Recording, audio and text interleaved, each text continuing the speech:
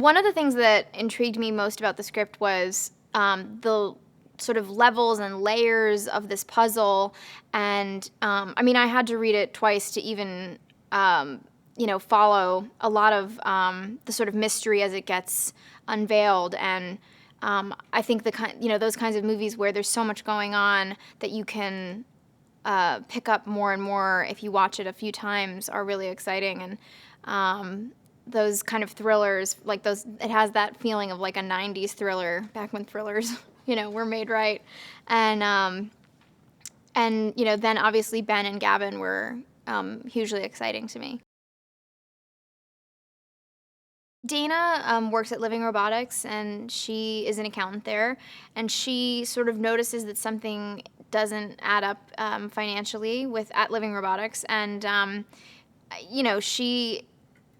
think she's maybe not ambitious, but she wants to be included, and she sort of finds it exciting that she gets to be a part of this project, and is a little disappointed when Chris comes in and sort of takes it out from under her, and then is sort of re-energized when it feels like they're going to be working on this together. When I meet Chris, I just think he's sort of a dorky accountant, but if you're an accountant, you've encountered plenty before. So even though he is behaviorally a little strange, I don't think I'm all that shocked by it, but I'm sort of intrigued by him because he seems mild-mannered and soft-spoken, but mysterious too. And then obviously when Chris ends up saving Dana from a number of armed mercenaries, he doesn't seem super mild-mannered anymore. It's been interesting working with Ben in this character because he can barely look at me in some scenes because, his character is so uncomfortable.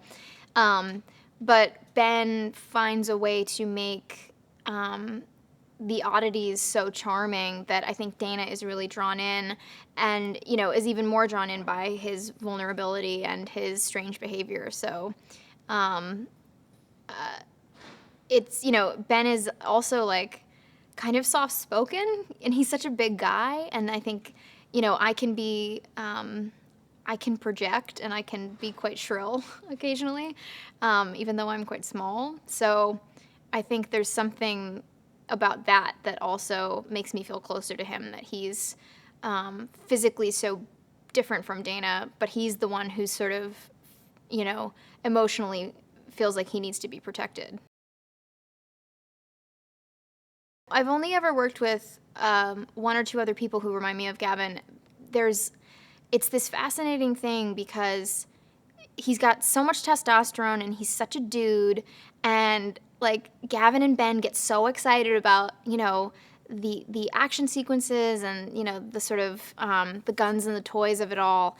And then, Gavin has this unbelievable reverence for the emotional content, and especially for Chris and Dana. He takes it all so seriously, but he has a lot of joy